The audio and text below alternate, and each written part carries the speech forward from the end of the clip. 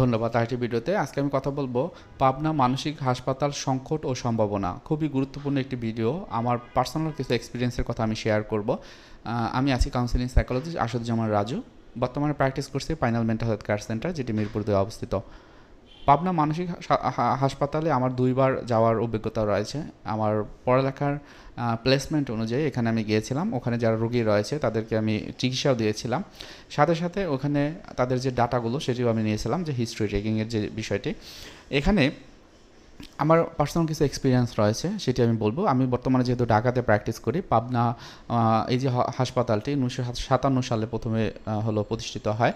তো সেই থেকে বর্তমানে হচ্ছে যে এইখানে অনেক সম্ভাবনা ছিল, অনেক কিছু হয়তো বা এখান থেকে আশা করা যেত, কিন্তু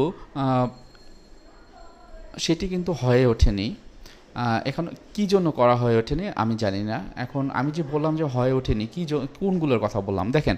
এই যে সাইকিয়াট্রিক যে কেস বা মানসিক সমস্যার জন্য কিন্তু 2 ধরনের প্রফেশনাল দরকার হয়। এক হলো সাইকিয়াট্রিস্ট এবং এক হলো সাইকোলজিস্ট। অ্যান্ড সাইকোলজিস্টের ভিতরে আলাদা আলাদা ভাগ আছে, যেমন কাউন্সেলিং সাইকোলজিস্ট, ক্লিনিক্যাল সাইকোলজিস্ট মূলত হচ্ছে যে এই সেক্টরটায় কাজ করে। এখন এখানে কিন্তু ক্লিনিক্যাল বা কাউন্সেলিং সাইকোলজিস্ট নেই, মাত্র 9 জন এখানে সাইকিয়াট্রিস্ট বা যারা হলো ডক্টর তারা আছেন।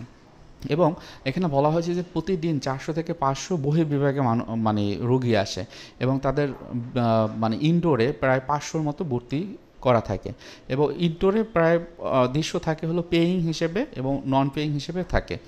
এখন এখানে যারা পে করে টাকা মানে থাকে তাদেরকে আমি দেখলাম যে মোটামুটি 19,500 টাকার মতো 2 মাসের জন্য সেখানে থাকা খাওয়া। 2 মাস একটা হিউজ টাইম। তো এই যে যারা এখানে যায় অল্প টাকার ভিতরে কিন্তু তারা থাকতে পারছে এখানে। কিন্তু এই 2 মাস যদি তারা অন্য কোথাও থাকে, ঢাকাতে থাকে, তাহলে মোটামুটি এখানে ধরে নেওয়া যায় যে 4 থেকে 5 লাখ টাকা লাগবে এই খরচটা। সো এখানে পরিবেশটা খুবই সুন্দর, আমার কাছে ভালো লেগেছে। এবং এখানে আমি যে জিনিসটা দেখেছি যে পেশেন্টরাও ভিতরে ঘুরতে পারে, মানে এখানে হচ্ছে যে একটা একটা মানে তারা চাইলে কিছু কাজও করতে পারে।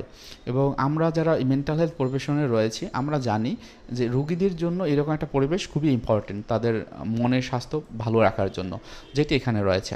এখানে বড় একটা জায়গায় 111 একর জায়গা রয়েছে। হ্যাঁ, তো আমি বলবো যে এখানে যতগুলো প্রতিষ্ঠান রয়েছে বা যতগুলো বিল্ডিং রয়েছে, এখানে আরও কিন্তু বিল্ডিং করা যায় যদি দরকার হয়।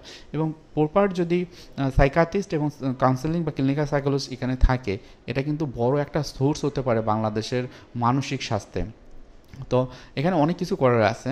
হয়তো বা এই জিনিসটা আমরা যদি ঢাকাতে করতে যাই, তাহলে অনেক ক্ষেত্রে দেখা যাবে সবাই হচ্ছে যে ঢাকাতে চলে আসবে, সেক্ষেত্রে আরও কিন্তু এখানে একটা ঝামেলা হবে। এছাড়াও দেখা যায় যে ঢাকাতে এই ধরনের যে চিকিৎসার যে স্পেস সেটি কোথায় আছে, কোথাও নেই।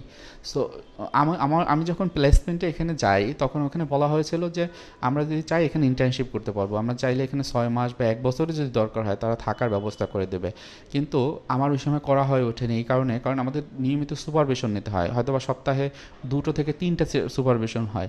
তো ওই সুপারভিশনে আমি ওখানে প্লেসমেন্টে বা ইন্টার্নশিপে থাকা অবস্থায় আমি কিন্তু এখানে নিতে পারবো না।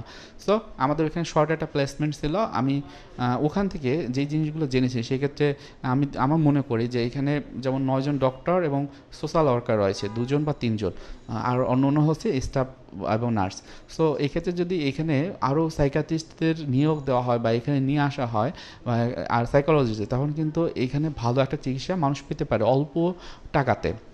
পাবনা মানসিক হাসপাতাল কিন্তু একটা হচ্ছে যে মানে অনেক নাম করে একটা প্রতিষ্ঠান। হ্যাঁ, এটা ইন্ডিয়াতে মানুষ কিন্তু যদি জিজ্ঞেস করা হয় যে তোমাদের ভাষা কোথায়, তখন কিন্তু তারা যদি বলে বাংলাদেশে, তখন কিন্তু তারা বলে পাবনা মেন্টাল হসপিটাল না, এই যে কথাটা কিন্তু বলে, তারা কিন্তু চেনে। সো এখানে আমরা যদি প্রফেশনালি কাজ করতে পারি, সেই সুযোগটা যদি থাকে, তাহলে কিন্তু আমার মনে হয় মানসিক এই যে সমস্যার জন্য অনেকেই আসবে, বাহির থেকেও আমাদের কাছে চিকিৎসা নেওয়ার জন্য কিন্তু আসবে। সুতরাং আমরা যদি একটু সরকারের যে জায়গা থেকে যদি একটু এই ফ্যাসিলিটিটি আমরা পাই, তাহলে আমার মনে হয় আমাদের এখানে কিছু করণীয় আছে, অনেক কিছু করণীয় আছে, আমরা করতে পারবো। এবং এই পাবনা মানসিক হাসপাতালই হতে পারে আমাদের বাংলাদেশের one of the best psychiatric hospital. So এটাও একটা হচ্ছে যে আমি বলবো সম্ভাবনার জায়গা, যেখানে হচ্ছে যে সরকার হয়তো বা এখানে পদক্ষেপ নিতে পারে বেশ কিছু। তো মোটামুটি আমার মনে হয় যে আপনারা যারা আছেন যে বিভিন্ন রকমের সাইকিয়াট্রিক প্রবলেমে আছেন, আপনারা এখানে যে ইনডোর বা আউটডোরে হয়তো ওই জায়গাতে যে রাজশাহী, পাবনা বা উত্তর বা দক্ষিণ অঞ্চলে যারা আছেন তারা আমি বলবো যে এই যে মেডিসিনের যে চিকিৎসাটি সেটি আপনারা এখানে ভালো পেতে পারেন। তবে অবশ্যই খেয়াল রাখবেন শুধুমাত্র মনের রোগে বা মানসিক রোগের জন্য ওষুধের যে চিকিৎসা সেটি না, এখানে কাউন্সিলিং বা সাইকোথেরাপিরও দরকার আছে, যেটি হলো এই চিকিৎসা ছাড়া, মানে এই যে মেডিসিন ছাড়া কিন্তু যে চিকিৎসাটি সেটি, এবং এর মাধ্যমে যেটি হয় যে একটা সময় তার কোনো রকমের ওষুধের দরকার হয় না, সে নিজেই তার ইনসাইট ডেভেলপ করে সে কিন্তু ভালোভাবে চলতে পারে। সুতরাং আমি বলবো যে সবসময় খেয়াল রাখবেন কোথায় চিকিৎসা নিচ্ছেন, কী ধরনের চিকিৎসা পাচ্ছে, আপনার পেশেন্ট আসলে ইমপ্রুভ হচ্ছে কিনা। সবার জন্য শুভকামনা। আমি আবার রিকোয়েস্ট করবো আপনি যদি নতুন হয়ে থাকেন আমার চ্যানেলটি সাবস্ক্রাইব করে দেবেন। ধন্যবাদ। আসসালামু আলাইকুম।